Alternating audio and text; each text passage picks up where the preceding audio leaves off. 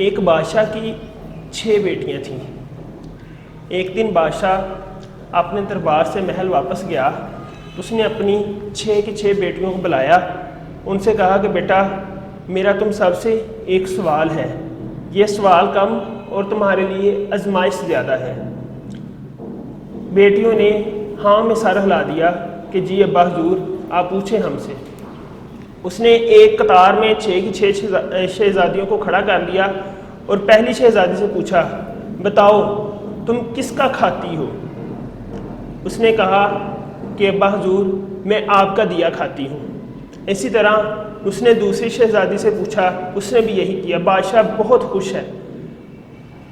تیسری شہزادی سے بادشاہ نے پوچھا، اس نے بھی یہی جواب دیا کہ ابا حضور میں آپ کا دیا کھاتی ہوں۔ اسی طرح ساری شہزادیوں نے یہی بات کہی کہ ابا حضور ہم آپ کا دیا کھاتی ہیں سوائے ایک شہزادی کے۔ آخری شہزادی جو چھٹی شہزادی سی، اس سے جب بادشاہ نے پوچھا کہ بتاؤ تم کس کا دیا کھاتی ہو، اس نے کہا کہ میں اللہ کا دیا کھاتی ہوں۔ بادشاہ یہ بات سن کر آگ بگولا ہو گیا اور بہت غصے میں آ گیا، اور اس نے کہا کہ اے نافرمان نمک حرام، تم نے یہ کیسی بات کر دی؟ میں تجھے ایک اور موقع دیتا ہوں، تم سے میں دوبارہ پوچھتا ہوں، مجھے بتاؤ تم کس کا دیا کھاتی ہو؟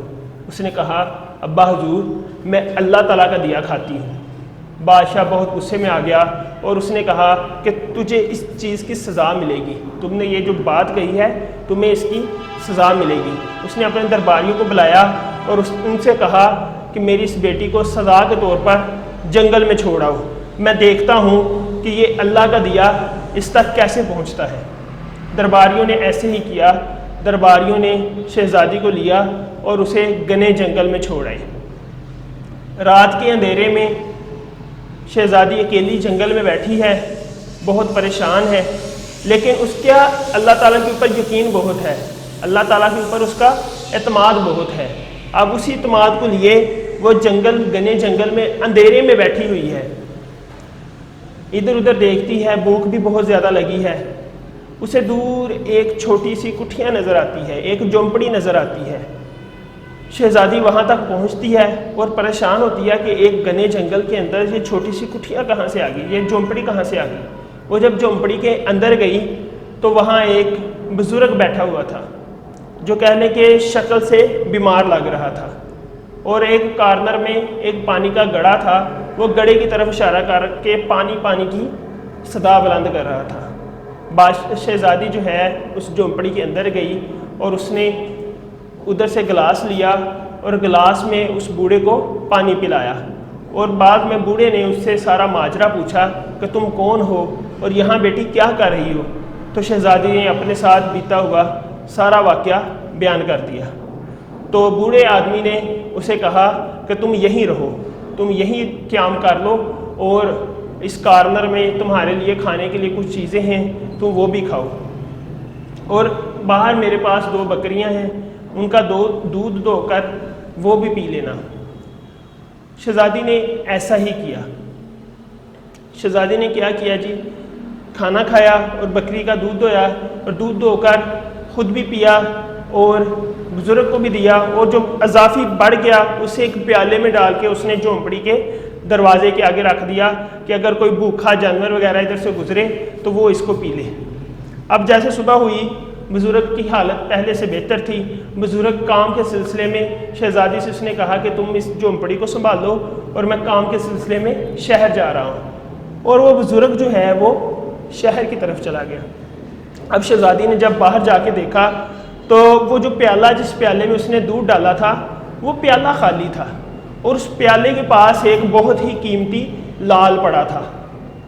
شہزادی بڑی حیران ہوئی، خوش بھی ہوئی۔ جب اس نے وہ لال دیکھا تو اس کو اپنی ایک بات یاد آئی، اس کی والدہ ایک بات کہتی تھی کہ جب کہہ لیں کہ کوئی سانپ جو ہے وہ بہت خوش ہوتا ہے تو وہ اپنے منہ سے اپنے جسم سے ایک لال اگلتا ہے۔ تو شہزادی کے ذہن میں فوراً وہ بات آئی، وہ سمجھ گئی کہ یہ کسی سانپ نے دودھ پیا اور وہ مجھ سے خوش ہوا ہے، اور خوش ہو کر اس نے یہ لال ادھر چھوڑ دیا ہے۔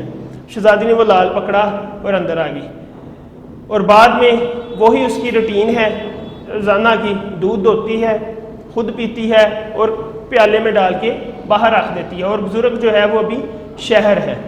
روزانہ کی بنیاد پر وہ دودھ جو ہے پیالے میں ڈالتی ہے، وہ سانپ آتا ہے، دودھ پیتا ہے اور ایک لال جو ہے ادھر چھوڑ کر چلا جاتا ہے۔ اسی طرح شہزادی کے پاس 7 لال ہو گئے۔ 7 لال جب شہزادی کے پاس آ گئے تو بعد میں شہزادی نے جب بزرگ واپس آیا تو اس نے شہزادی نے بزرگ کو وہ لال دکھائے۔ بزرگ نے وہ لال دیکھے اور بڑا خوش ہوا اور اس سے شہزادی سے پوچھا کہ کیا ماجرا ہے۔ اس نے ساری بات بتائی اور اس نے کہا کہ یہ 3 لال آپ شہر لے جائیں اور شہر جا کر ان کو بیچیں، ان کی اچھے خاصے آپ کو پیسے ملیں گے۔ تو یہ جو باقی کے 4 لال ہیں ان کو میں اپنے گلے میں ہار بنا کر اپنے گلے میں ڈالوں گی۔ وہ بزرگ نے ایسا ہی کیا، وہ شہر گیا، وہ جو لال تھے اس کو انہوں نے بیچا اور وہ بہت مہنگے داموں بکی۔ جب وہ بزرگ واپس آیا تو انہوں نے جو ہے کٹیا کی جگہ ایک گھر تعمیر کر لیا، اور ان کے پاس شہزادی کے پاس اتنے پیسے آ چکے تھے کہ اس نے جنگل کے اندر ایک کہہ لیں کہ بہت بڑا محل تعمیر کروا لیا، اور بہت بڑا محل جو ہے تعمیر کیا۔ تعمیر کرنے کے بعد اس میں کہہ لیں کہ کافی زیادہ نوکر بھی تھے اور کافی زیادہ لوگ جو اس کی تعمیر کے لیے ادھر آئے تھے، وہ سارے کے سارے شہزادی نے کیا کیا، ادھر ایک کپڑے کی چھوٹی سی فیکٹری بنائی اور سبھی کو ادھر جو ہے بھرتی کر لیا، اور سب جتنے بھی غریب لوگ تھے ان کا روزگار لگ گیا۔ اب وہی جو جنگل ہے وہ آہستہ آہستہ شہر بن گیا، وہ جنگل اب شہر کا منظر پیش کرنے لگا، اور پورے جو بادشاہ کی جتنی بھی علاقہ تھا بادشاہ کے انڈر تھا، بادشاہ کے ادھر جو ہے پورے شہر کے اندر پورے علاقے کے اندر بات پھیل گئی کہ جنگل کے علاقے میں ایک شہزادی ہے اور بہت نیک دل شہزادی ہے، اور اس کی مثالیں اس کے چرچے بہت دور دور تک دوسرے ممالک تک بھی اس کے مثالیں اور چرچے پہنچنے لگے، اور بادشاہ جو ہے اب اس سے ملنے کے لیے بےتاب ہے کہ میں اس شہزادی سے ملنا چاہتا ہوں۔ اس نے ایک خط لکھا اور خط لکھ کر شہزادی کو بھیجا کہ میں آپ سے ملنا چاہتا ہوں، اور اس شہزادی نے جواب میں لکھا کہ میری ایک شرط ہے، وہ شرط یہ ہے کہ آپ اپنی 5 بیٹیوں کو ساتھ لے کر آئیے گا۔ بادشاہ پہلے تو بڑا پریشان ہوا، حیران ہوا کہ اس شہزادی کو کیسے پتا کہ میری 5 بیٹیاں میرے ساتھ رہتی ہیں۔ چلو برکیف اس نے ہاں میں لکھ دیا کہ ٹھیک ہے مجھے آپ کی شرط منظور ہے۔ اب شہزادی جو ہے وہ بادشاہ اور 5 شہزادیوں کو لے کر اس شہزادی کے محل میں پہنچا۔ جب محل میں پہنچا تو وہ پردے کی حالت میں تھی۔ وہ شہزادی نے کیا کیا، منہ پہ کپڑا لپیٹا ہوا تھا۔ بادشاہ نے اس سے کہا کہ میری 5 بیٹیاں اور میں، جیسے تم نے کہا ہم نے تمہاری شرط قبول کی، شرط قبول کر کے ہم تمہارے پاس پہنچ گئے ہیں، اور تم ہم سے پردہ کیوں کر رہی ہو؟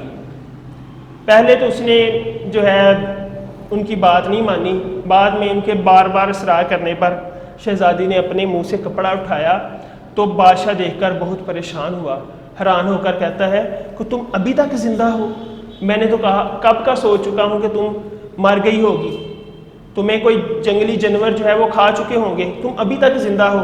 اور اس کی بہنیں بھی دیکھنے لگی، اس نے سارا ماجرا جو ہے ان کے ساتھ بیان کیا۔ اس نے کہا کہ ابا حضور میں ابھی بھی اللہ کا دیا کھا رہی ہوں۔ تو اس کی جو 5 بہنیں تھیں وہ ساری کی ساری جو تھیں ان میں بہت زیادہ ان کے ذہن میں پچھتاوا ہوا کہ کاش ہم نے بھی یہ بات کہی ہوتی، جو اس سے ہماری بہن نے بات کہی تھی، کاش ہم نے بھی یہ بات کہی ہوتی۔